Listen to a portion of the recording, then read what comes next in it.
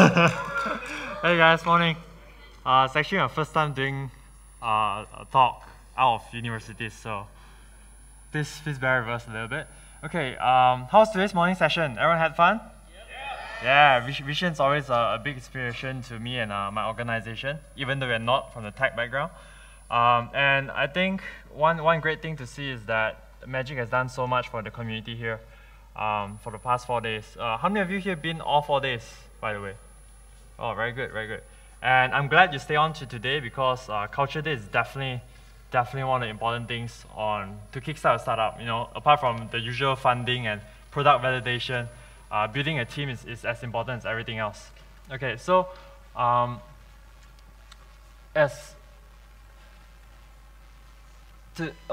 have a good team is actually a very important function for startups. Okay, from my experience of 2 years running a MyBurgerLab, it is very important to get it right from the start. If not, going forward, you'll pay a lot of intangible costs, or in economic terms, it will be opportunity costs. And it's very important for you to build a solid foundation because over time, what will happen is it will save you a lot of time and money. Sorry about the slight technical error because I didn't download the font for the Mac version. But yes, it is a very important because going forward, like how Vision spoke about it earlier on, it defines your whole organization on who you are as everyone else in the team it is. And top 5 reasons, if you Google top 5 reasons why startups fail, one of them is actually having a poor management team. Okay, besides your funding, besides your product validation, having a bad team, will get you through probably only halfway through. You need a breakthrough, and that revolves around having a very strong team. So for today, there's 2 of us sharing. Okay, so I'm doing the opening. After that, Reza will be taking over. So you'll hear about our experiences about creating team from ground zero, as well as how do we manage a performing team. And you'll hear from 2 different aspects. I understand most of you here are from the tech community. Any non-tech community here, by the way? Okay, oh, that's pretty handful. So you have the tech side. So Reza runs Terato Tech. He's running it for 6 years now, so a lot of experience there. He's basically an app servicing and development company. And for me, it's basically a brick and mortar retail F&B place called myBurgerLab, and we're running it for 2 years. So basically, you'll have the experience of tech and non-tech industry. So right now, basically, what I'll hand over to Reza to start his deck. Thank you.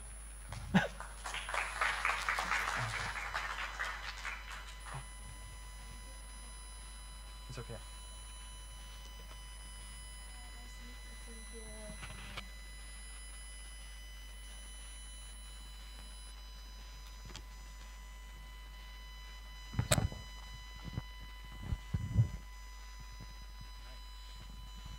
Okay, so if you hate me, want to troll me, whatever, that's my Twitter handle. Reza Razali, please do so. And yeah, it's quite interesting. I've heard of Wee Kiat since the last 2 years, but then I only were able to get to his shop, I think 2 days ago. But it's quite mind blowing because although he runs a retail business, it's quite a sexy retail business, and I run a boring tech company because we do app development and servicing, right? So yeah, so that's Terato, that's part of the team, and that's part of the awards, that's part of the client base, and yeah, let's get to building a great team. When we all talk about a great team, right? When you first start a company, want to look for co-founders and want to look for partners and things like that, it's actually pretty difficult. But then, even when you have a great team, with a bad management, you can screw it up. For example, right? Any glory hunter over here? Nah, right? But this is an example of a great team which has the same set of players, but we're fucked up because of, I don't know, that guy over there, just beside Ryan Giggs, right? So that's an example of how a good team can become pretty bad with a bad management, like what Wee Kiat was saying, right? With a bad CEO. And that's an example of a good team with, yeah, they are top of the table, you can't beat the fact, right? That red team just now 7th on the table right now. But this team, what's good about this team is that guy right in the center was unwanted by by a London neighbor. So, by then we were able to have the thing about this club over here. They were able to have the same club culture. They can let Lampard go and still bring another midfielder and still makes a good impact. Unlike, but the main thing is the management remains. But the key player, you can shift them around. But if you have a good management, that could take you very far, right? Or an example for a great team, right? Again, you could have a team such as this as well, right? Which you could have a good leader with bunch of money like Chelsea, but the performance is like Manchester United, right? So yeah, but in recent times the best tag team would be this guy, right? And I was quite lucky. I was in San Francisco 2 years ago. I was hanging out outside Yerba Buena Lane, and I saw this guy right over here on the left side, right? He was just hanging out by himself, and then me and a bunch of my colleagues went to see him, and then we just say, "Can I get a picture with you, sir?" I'm sorry, I don't take pictures. But there's an example. These two guys are an example of a great team because they all have different they came from different backgrounds, their expertise in their specialty area, and they just have great chemistry working with each other. So that's the thing about having a great team. But the main thing about building a great team, I mean, my experience, right? When I first started a company, I got a pre-seed grant from MDAC, were able to hire five guys, and I had to pay these guys 1,500 a month, right? And with 1,500 a month, not much money in the bank, I was only able to hire my good friends. And these are good friends which I'm still friends with today. But then I wasn't able to hire people smarter than me. So I was the best coder in the company, I'm the best management guy, I'm the best sales guys, and we were not able to grow in that first 1 year of the business. So, but then, alhamdulillah, in the second year we ran the business, we kept getting client jobs, and I was able to hire better people in the company, and that's when we really grew. We grew from first year, not making any money in the company, second year about $500,000, second year about 2 million in revenue. So, but the key thing is I was able to hire people smarter than me, because basically, yeah, that's what happens when you don't hire people smarter than you, right? But this process is also, you have to take your time. You can't go to, I kind of disagree these days, you have startup dating and all that to look for technical co-founder.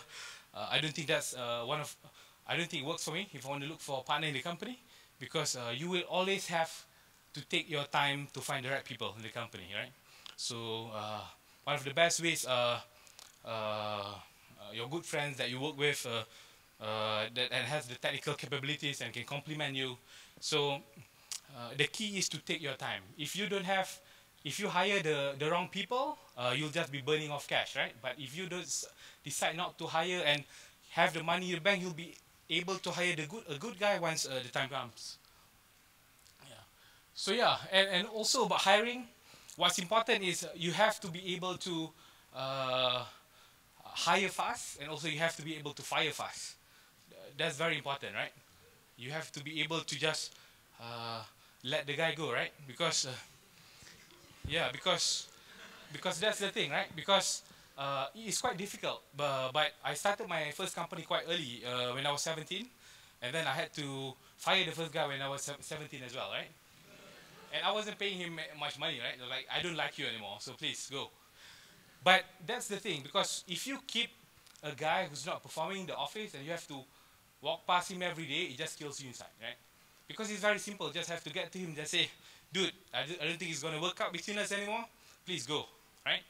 It's as simple as breaking up, right? I mean, provided you have, this is one thing that if you want to start a company, please prepare a very good offer letter that gives you authorization to let the talent go anytime. So that's one thing that you have to go. And also, when you have a team and all that, it's good to know, it's very important to let the team know that you have cash in the bank, right? Because if you don't have cash in the bank, basically the team will not stay for long, and you're not able to retain these people and do all the cool stuff that you could do to retain this talent lah. Yeah. And the next lesson would be about scaling the team, right? So how you start to scale a team is find interns, right? So this is one of the famous interns in the world, right? Right. But don't just find hot interns. I think the guy that used to do that's doing recruitment for a company used to do one time just hire a bunch of hot interns in the company. It created a lot of problems. Some of the stuff want to get a second wife and things like that.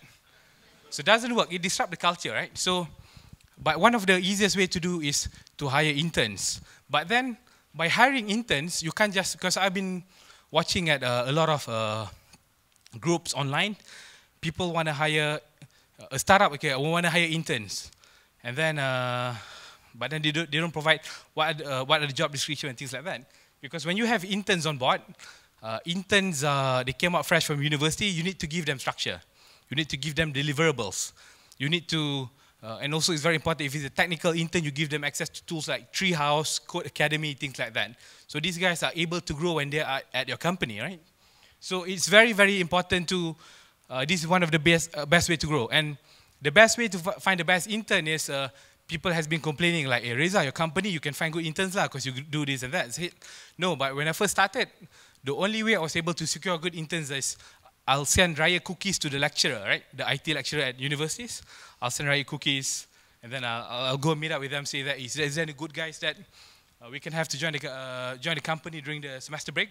And if they like you if they like you enough, they will most likely funnel you their best students, right? If they don't like you enough, they'll send their 1.7 CGPA students your way.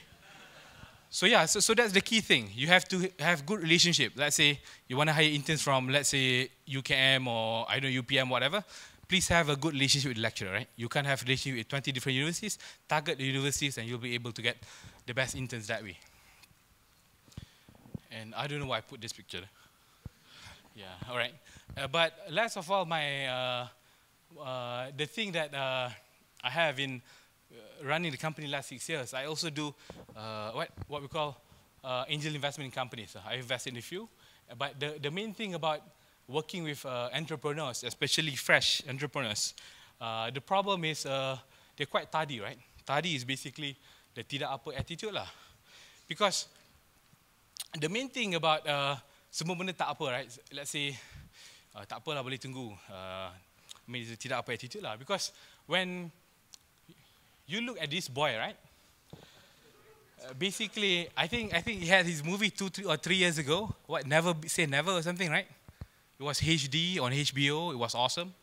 So basically, when I look at this guy, he started very early in life. He started going to audition when he was 5. The parent was training him was 5 and 7 years old, going to auditions around. So he worked really hard when he was when he's very early in life lah. So I would say that this is one of the epitome of discipline lah. Although most would disagree here. Yeah, but I think it's just very important to be disciplined lah. And also, it's also very important not to have tardy people in your company. If you just have tardy people in your company, those who just check up, can you deliver this by Friday? He said no. Okay, that's a red flag that you just have to fire the guy. Yeah, and also epitome of discipline is this guy, Serovio, right? Angry Birds is their 51st title. They started the company doing servicing and building a lot of stuff for other people and publishing titles which were not successful until they published as Angry Birds. So success may look like it's overnight, but it's actually the harder you work, the luckier you get. Yeah, and eventually be realistic in your goals, right? So let's say, I think I've seen some of the pitch yesterday as well. Some people say, oh, we can grow to a billion company in 2 years, provided you just give us $1 million right now. So I think that's going to work. Yeah, but and last of all, about a lot of younger entrepreneurs that I spoke to the last few days in the conference, a lot of them are a bit cynical, right? They say, hey, you got a brand new business for 6 years. Hey, it's okay, it's easy for you because you're Malay. I say, fuck you, it's not easy for me. Just because I'm Malay, right? It's truly not easy. You search for Terato and you find some nasty letters where I've wrote to people. So don't be cynical. I think there's a lot of opportunities. Magic is a good platform because it's new. The people has great amount of energy that you could tap into. So and also if let's say you want funding or things like that from these guys from Cradle or MDEC or whatever, don't be bitching about them on the social media, right? These guys who does the fund management, fund approval are also on social media, right? So if they see your name on their desk, I mean, you've been bitching about them on social media, I don't think you're gonna have some. Don't think you get application approval. You're gonna face an uphill battle. So if you really want funding or assistance, please be kind to these people. Be kind to the Magic guys, be kind to the MDEC guys, be kind to the MathCap guys or Cradle guys or whatever, right? Because they are important part of the ecosystem. And if you're not nice to them, it's just you'll be coming to guys like me as an angel investor to look for money, and I'll give you 10,000 and I take 50% of the company, right? So you don't want.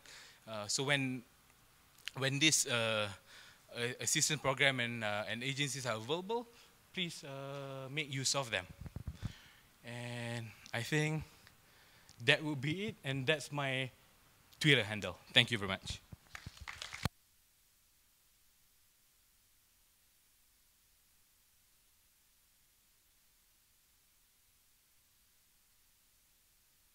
Okay. Hey, thanks, bro. Good stuff.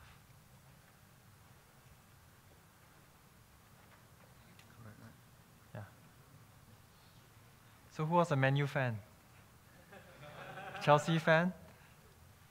Okay, the rest don't watch football, is it? Okay, anyway, how many of you have not been to BurgerLab? That's quite a handful. So that's why I'm here, see, because I need to learn how to growth hack. So I can get out to more people. Thanks Reza, for sharing earlier on. And we'll do more Q&A later on as well, so you guys can learn how he runs it like a Chelsea team, all right? Okay, so myBurgerLab, our background is basically an F&B restaurant that sells burgers, okay? How many of you here, those are non-tech background, how many of you here from F&B? Anyone? One, two, okay, handful. So hopefully you guys can relate a little bit more. I'm actually having a bit of trouble creating the slides last night to figure out how do I cater to the tech community from F&B space. But you'll see later on, I managed to figure out something. So just a brief background is that we have actually more than 300 over students who have worked with us. 95% of them are part-time, and 95% of them are from non-culinary art background. Okay, I have two of them here today as well. And it's a very high-paced environment in our place. Yeah, F&B, retail, it's long hours. You gotta face customers all the time and stuff like that. And what hit us from the start was that how do three guys that's not from culinary art background at all, so I have two engineer partners, and I'm finance accounting grad, to actually attract talent to our place. So that was definitely a big headache for us, okay? But fortunately, through hard times and everything, we managed to get things right and rolling. So how do we build a high-performance team? And especially the challenge here is not just for us that's not from culinary art background, and part-timers. Dealing with part-timers is really, really tough because you have high churn of turnovers, you have a lot of training costs. So that's definitely a challenge for us. Of course, the usual thing for any team is that you gotta hire the right people, provide good training, give motivation. These are things you learn in management class in university, right? So you learn about management styles and things like that.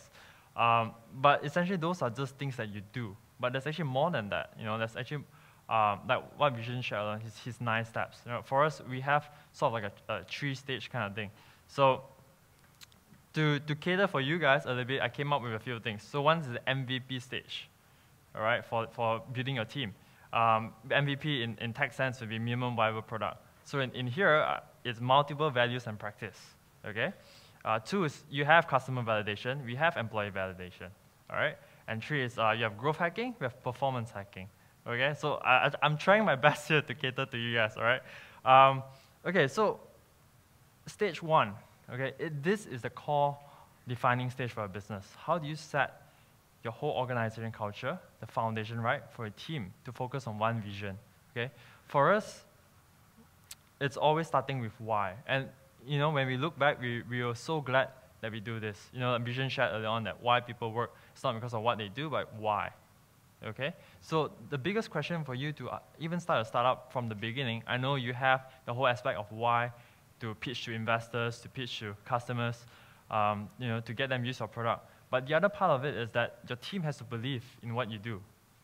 All right? So starting with why is very important. So you can ask yourself, what's your why? Apple is, trying to push the boundaries for tech. Azure is that everyone can fly. So you got to find your why. And that is the sole foundation to build a strong team going forward for the long term. All right? So for us,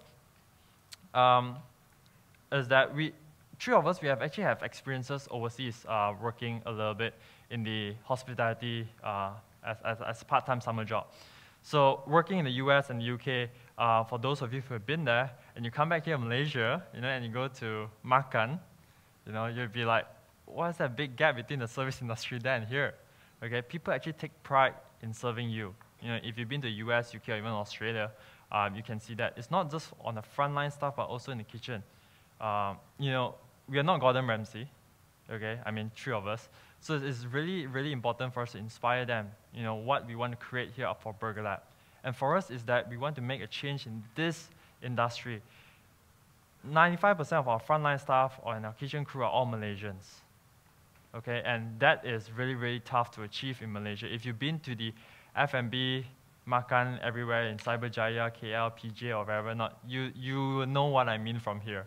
Okay, so that's essentially what we want to do, and of course we want to aim to be the Google of the F&B space in Malaysia.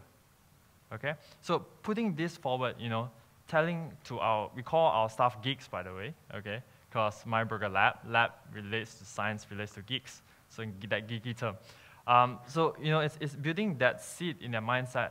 What are we here to change? If you're already fed up with the F&B industry here, you have the power to do that change. Again, dare to dream, right? So essentially, that's what we did at the start. And going forward, building upon that goal is basically our values. Values of what it is to take to be a geek, right? So, which is why, if you notice, is what we are trying to do here is a little bit of inspiration from Vision, because when we started MyBurgerLab and all, we have actually, stumbled upon Mind Valley and try to learn from them as much as we can.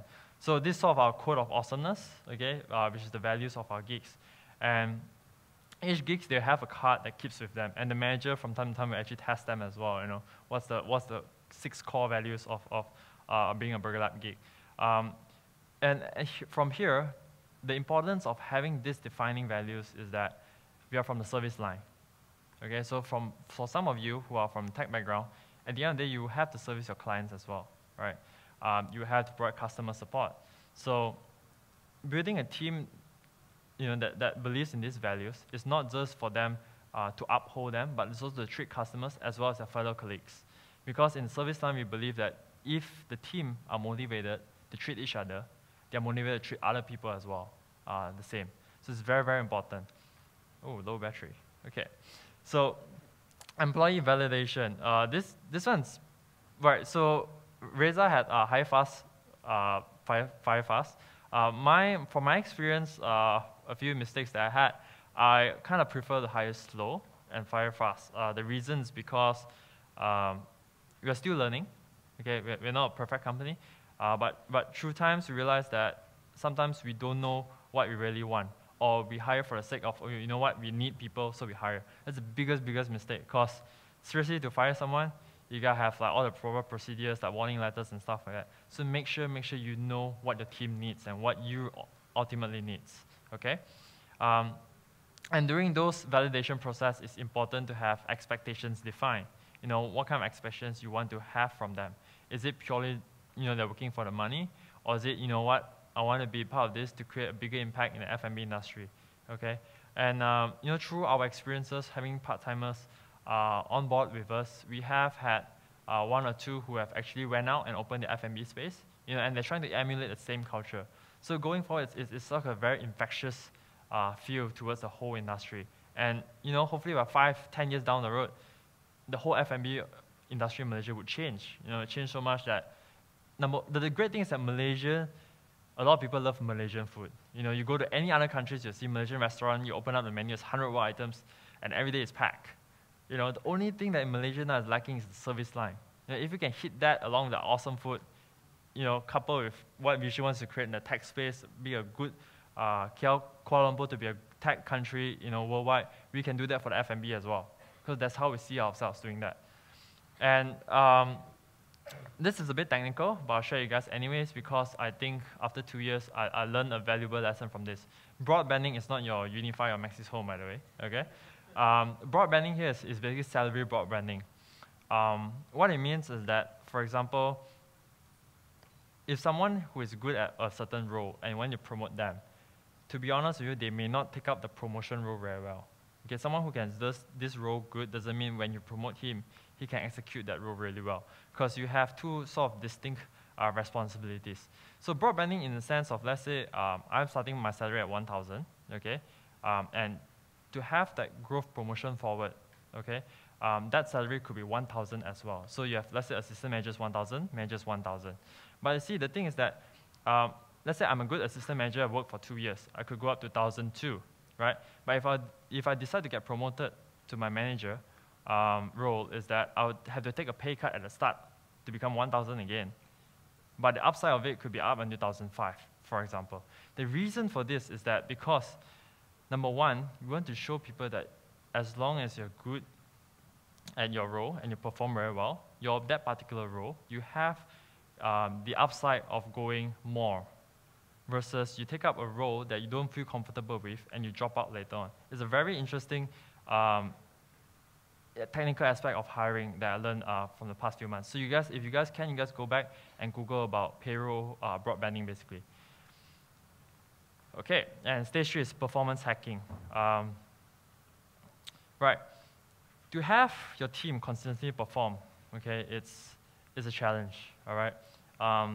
As Vision said, you know, perks is definitely not the culture. Okay, if you think that perks is the culture, trust me, after a while, sometimes they may take advantage of it. But it's more than that. It's about high performing. It's about building out a bigger dream. It's about executing. It's about standing out, you know, beating competitors.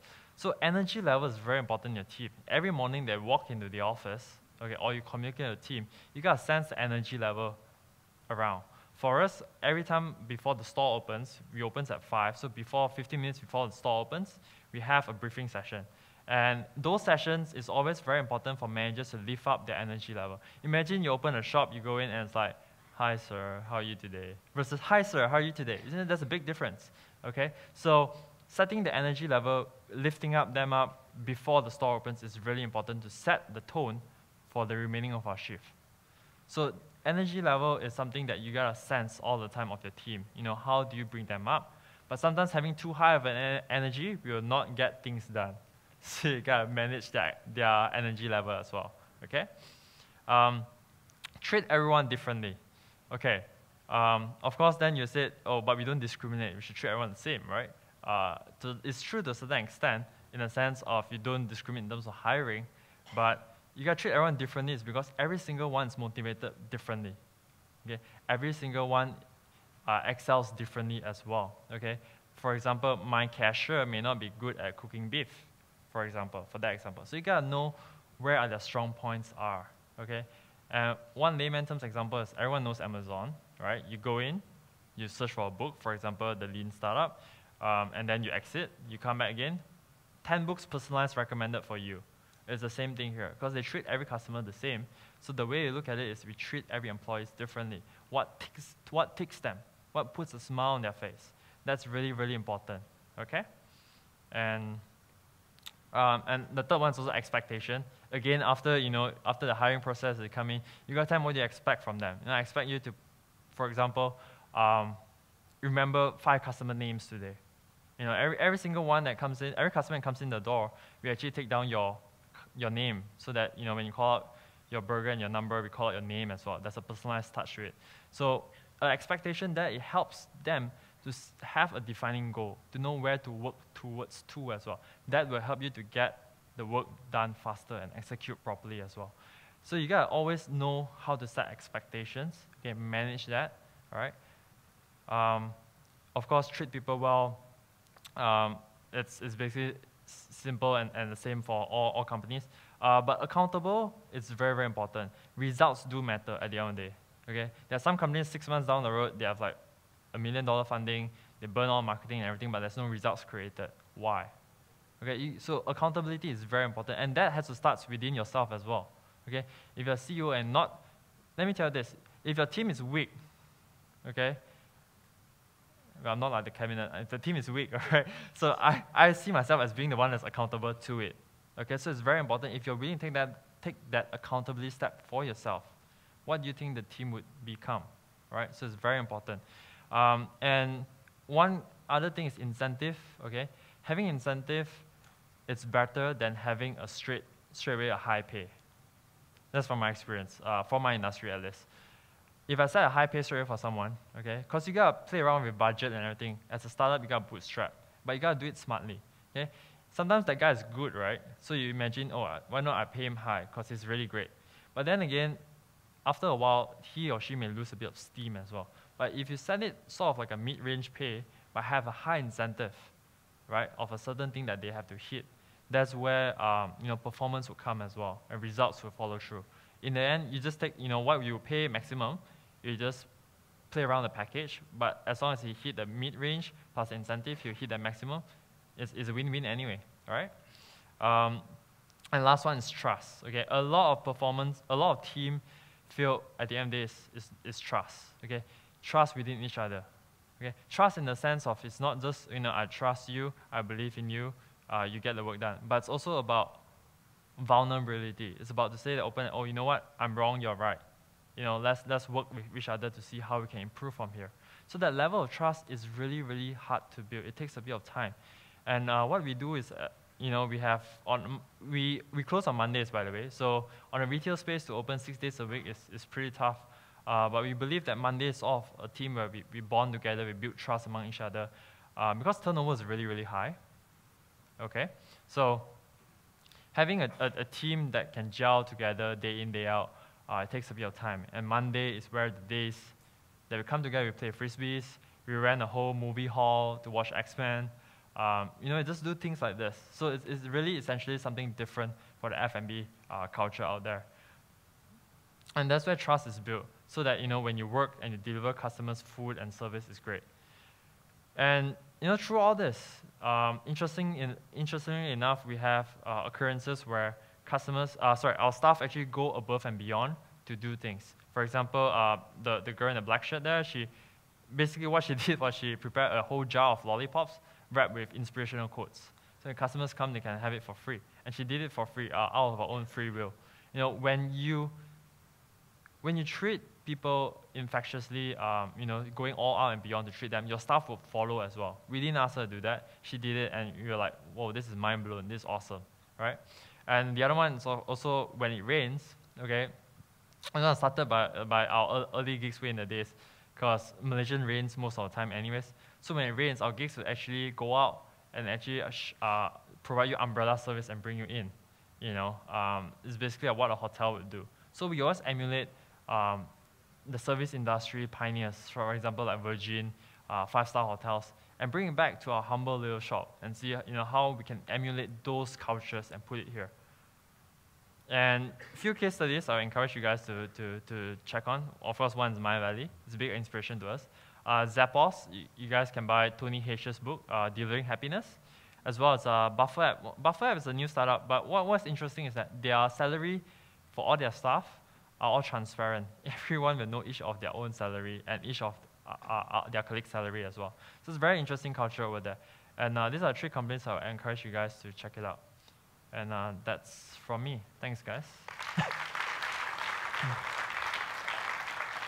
So I think we'll be doing Q&A now. Yeah.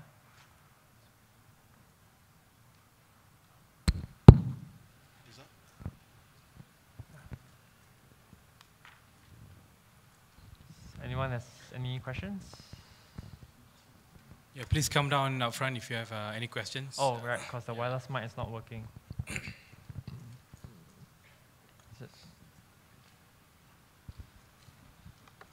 Hi, thank you, Teoh, for your sharing.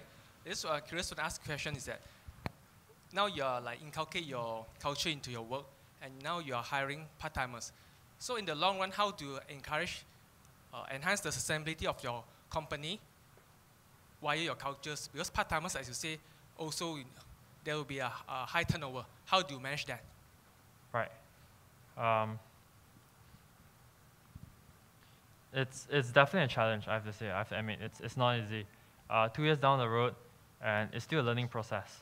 Okay, but the thing is this: the thing that I think that we're very fortunate and we're very glad is that from the start, the 10-man team that we had, mixing around of part-timers and full-timers, we set the tone correctly. The part-timers followed the management team, the culture, what we are aimed to do, and that sort of mindset has been infecting the new batch. There's one action that probably could help you is that what we do now is we have an orientation session, and during this orientation session, we basically build that mindset in them as well. But importantly is that that's after they are hired. Before they are hired, that's where your filtering process has to be really important. Someone who's dedicated to know why they are working at an F&B place. Yeah. So that's my answer to that. Oh. Yeah, sure.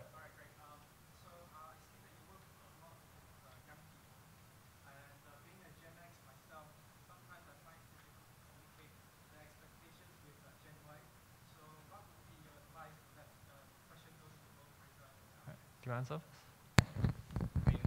For me, in the company, we try to automate the process as far as we could, right? Because we know we have these complaints, right? I think even our parent has complained about how Gen X are pretty different.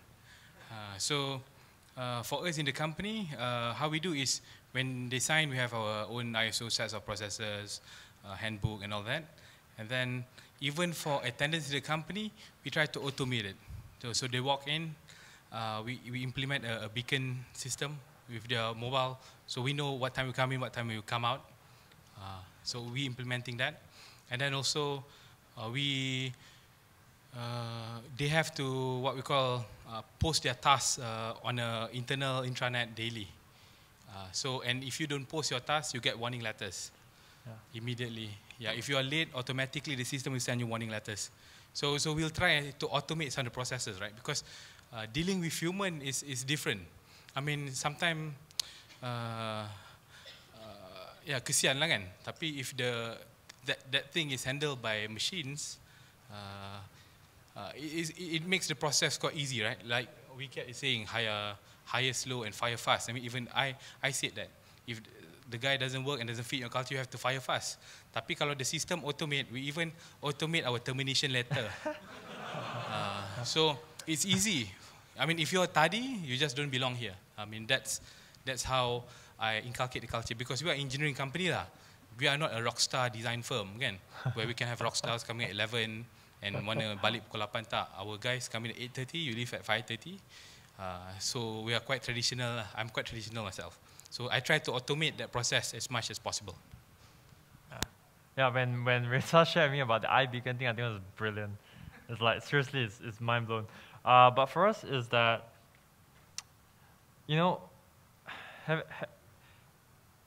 having to deal with a pool of Gen Y, the way I look at it is Gen Y is basically coined as a term to classify someone who's born after a certain year, a period. Because from the whole pool of Gen Y, from my experience, is that there's always key people, that every generation will have that key people and non-key people.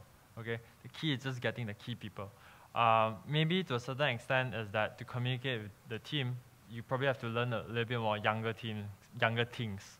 Like what takes them, like Running Man, like all the game apps and stuff like that. But having said that, it's also telling them that they can be part of something. One thing about Gen Y, they're actually tired of a lot of the red tapes in the country and how things have become, that they always want to challenge things. So playing to that, take advantage of that, motivate them in the sense of, you know what, every customer that comes through the door, you can always put a smile on their face. If they can remember your name, you know that you've done a great job. Okay, so just simple things like that, playing to them that they can be part of something even greater. And that's what Gen Y really wants, I feel, because I'm from Gen Y as well. Yeah, but the other thing also is that one thing about Gen Y, you gotta select the right fit. Attitude is important. From my experience, a lot of times, some of them, they take things too easily. So the expectation-wise, you gotta manage properly. Set out there an expectation is better than none. Yeah. Yes. Oh, yes. Okay. I got two things. One to just add on to you guys, Gen Y, Gen X. They're actually just people. You don't. If you see Vision's presentation, it's a rule that Gen Y and Gen X are different. They're just people. They're just motivated differently.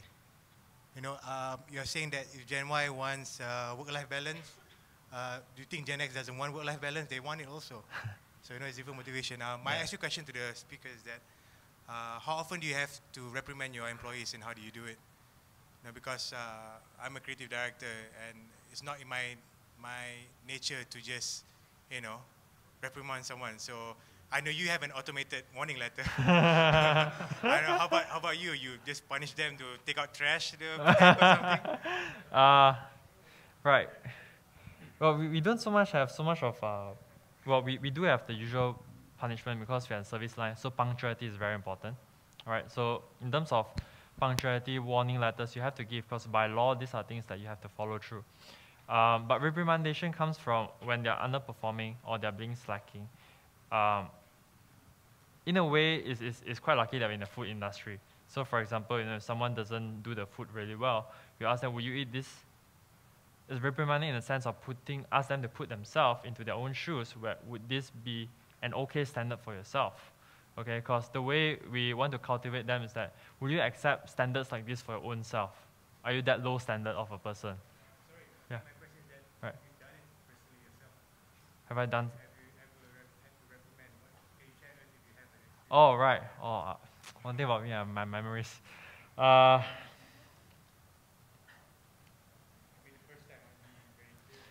I usually handle and then I forget about it.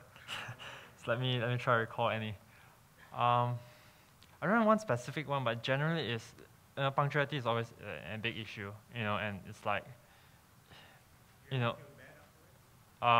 at first I do, I have to admit, at first I do, starting your own startup, that kind of thing. Always put yourself in, you think that, if I make this guy angry, he will leave, that kind of thing.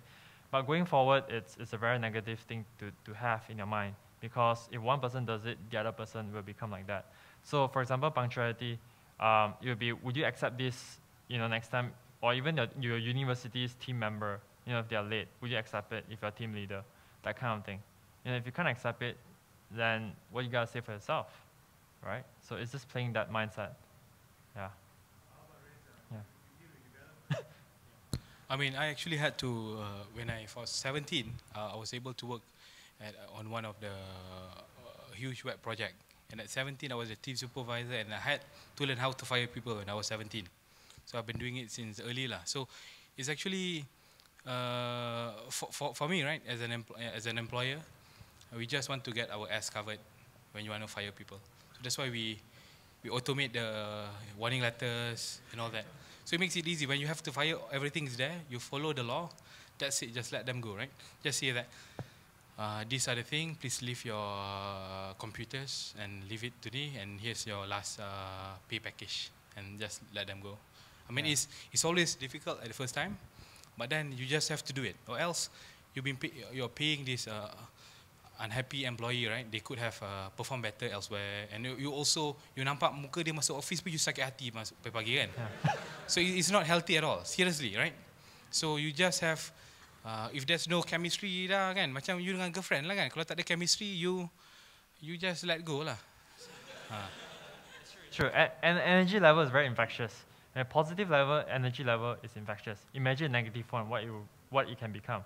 And another thing is that what we have learned slower is that what's the process of hiring and firing properly. And for you guys who plan to do a startup, it's very important for you guys to go and learn and research about at least what it takes in the labor law, to at least know a little bit about those things. Because later on, the price that you gotta pay, it's even more. Okay? Yeah, next question.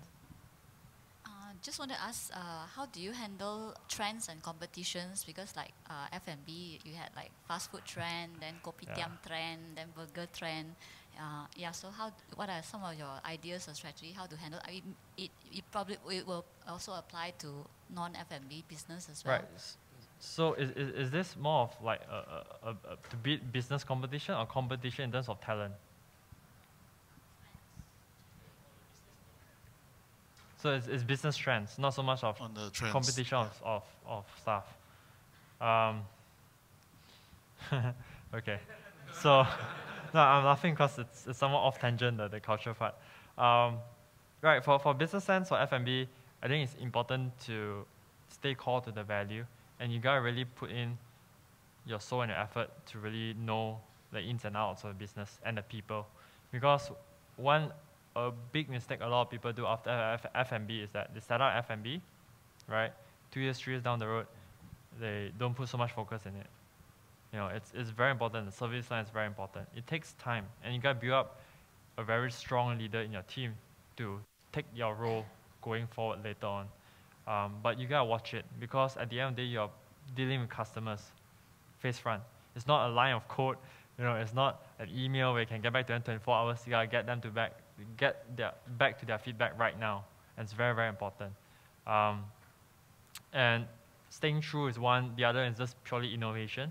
You know, we do come up with burgers almost every quarter, new burgers and stuff like that. So it's just innovating the recipe and stuff like that. Yeah. Yes. Yeah, yeah.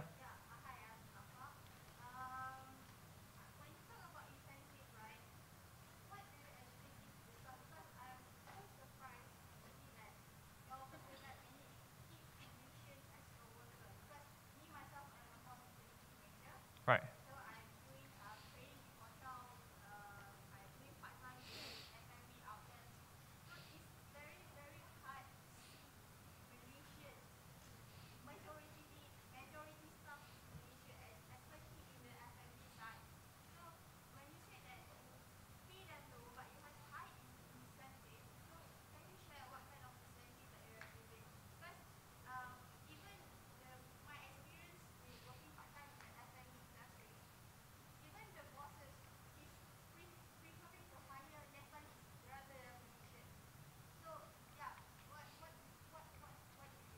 Right. You know, before the incentive part comes into play, backtrack a little bit. The mindset is very important. You know, hiring the right people with a mindset to start off with is very important. Incentive comes later on, in the sense of, in a way, having them to be more motivated to work towards a certain goal. But the mindset is very important when you hire someone. Someone has the right mindset, because it impacts the whole team. So incentive-wise for us, in simple terms, okay, is that we take a certain portion of our sales and share it with our staff, whether you're part-time or whether you're managers. But having said that, there's always criteria in place. So every single month, there's a portion of the sales figure that we will split among them, because at the end of the day, they are the forefront of the team. You know, they deal with customers every single day. They make sure that food's good, customers are happy. So that's one of the simple incentives that we have in terms of motivating part-timers as well as our store managers. Yeah. Yeah. But of course, sometimes, you know, giving incentive to someone who doesn't appreciate that is very dangerous. So which is why you gotta know the mindset, the right people you're hiring, and how do you package your incentive to that sense. I do have a question over here. Right now I'm trying to build a team and a culture within my team. Then, with regards to inculcating, you know, mentoring and personal development, I'm just wondering, you know, whether you guys have any tips with regards to how you systematize the way you cultivate culture of mentoring from senior people all the way down to junior people. Oh, sorry, your question is developing metrics to... developing a mentoring culture. Mentoring. Oh, mentoring culture, right. Yeah, I think it's good. For us, majority of our hire comes from our internship program. So they actually go to a 6 to 8 months internship, and if they're good, I mean, we rarely hire from job street or direct. We always, right now we're doing a trainee program. If you're fresh, you come in, pay you 2,000 a month for 3 to 6 months. If you're good, we bring you in. So that's how we have an employee that has the right culture fit. And then we as a company, we try to incentivize in a way that normal again, bonuses, and then we give you them device allowance every year, because we're a mobile app development, right? You can change your device. We will subsidize that. If you're good, we will send you to WWDC. If you secure tickets, we'll send you there. And game developer conference, we invest quite a bit for our employees lah. But the best thing about incentivizing, right? Sometimes you have to also look at what kind of assistance does the government provide, right? For us, we leverage a lot on government assistance program. For example, MDEC has the continuous learning, lifelong learning program. And if you were to send our staff to do a course in UK for 3 months, ourselves, would cost us easily 100,000 ringgit. But then when MDEC could pay for their training, we went through the application program, MDEC pushed for it, so we just bayar gaji je lah kan. But then we leverage a lot of programs. Even Matrade has programs for conventions and all that. So we leverage lah. That's how we keep our costs low. But then we always make it a point for employees to attend training lah kan. We always make it a point to do that. Yeah.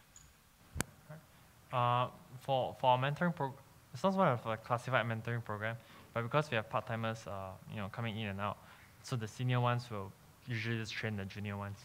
But there's always those SOP in place for the F&B industry to make sure that things are consistently aligned, so that they know what the steps are, what's acceptable, what's not. But essentially for us, that's about it, actually. Yeah. Thank you. Anyone else? No. Yes. Given that 95% of your staff are part-timers, how do you constantly get a constant supply of students to work? Right. We know, for example, Reza gives Raya cookies to the lecturers. Right.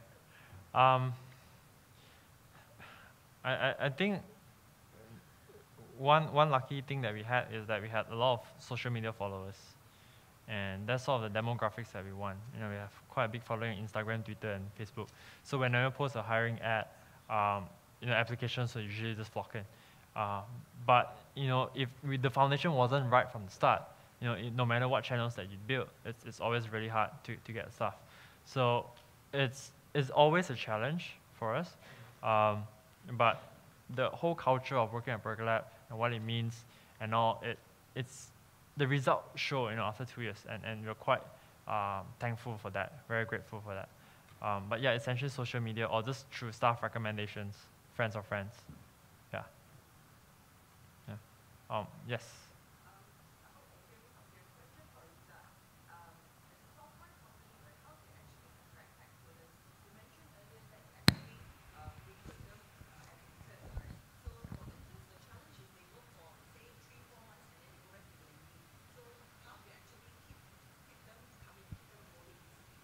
Correct. There are some universities in which, like UUM, UTM, some of the students come in at the last semester. Some of them come in at for 6-8 months, and then they go back, and then they are available in the employment market lah. So for us, we try and have a mix lah, because as a tech company, right, we're fairly small.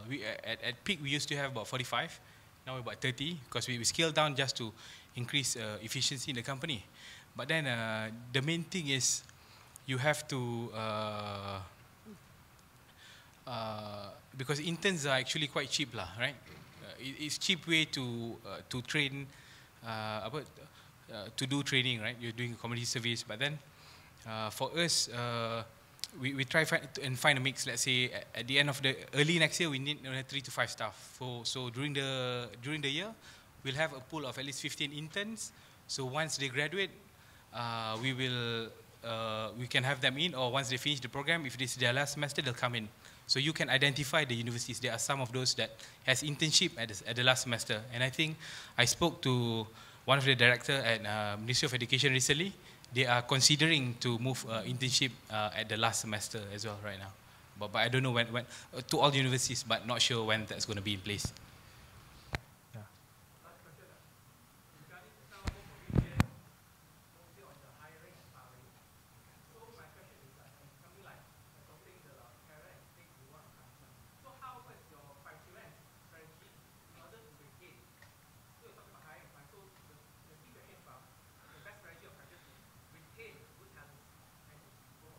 Yeah, I mean, for me, I make it very clear, right? When people join Terato now, I said, you work here for maximum of 2 years and then you have to go elsewhere and grow.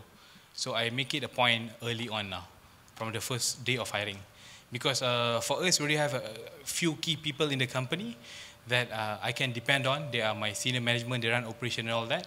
So any new guys that comes in, we say that it's okay. We know that you're just going to be here for a maximum of 2 years. This is your package. This is how much you can make the next 2 years. And once you're done, please go somewhere else. I mean, yeah. So I have to do that, right? Because we know that our developers are being pinched left, right, and center. So we just say that this is your personal development plan next 2 years. So that's why we have interns to manage the churn after the 2 years period. So I know that after 2 years, this guy is going to grow elsewhere. And I'm good friends with a lot of my former staff because of this policy lah. And so that's the thing, right? You cannot be attached to a person, right? Like how Chelsea cannot be attached to Frank Lampard. We have Fabregas now, right? That's it, man. That's the best example ever. Yeah. Yeah. All right. Thank you. Sorry. Yeah. So there's two parts of the team. So part-timers and full-timers. So for us, part-timers is essentially just building a fun working environment because they're students anyway. You know, they come here at night. Besides earning pocket money, it's also to contribute to the community. But for full-timers, essentially is that sharing with them a bigger goal. About us being the pioneer of the F&B industry in Malaysia, as well as if everything goes well, growth and everything. Let's look into other industries to tap. For example, we can go to pizza, we can go to ice cream, for example, stuff like that. And you could be the startup for that, and we could accelerate you guys as well. So it's playing through the longer term goal. And one thing about this whole culture, team performance management, is very important for you to plan ahead. Okay, because sometimes you run into problems of underhiring, sometimes you run into problems of overhiring. And that usually disrupts a bit of how you can retain your staff. Okay, so planning ahead is very important. But at the end of the day, it's okay if you can't get it perfect at the start. Okay, it's a very learning process because you're dealing with humans. It's not a line of code. All right, so it's okay. It's a learning process all the time. Yeah. All right. Thank you, Reza. Thank you, Wee Kiat. Thanks, guys.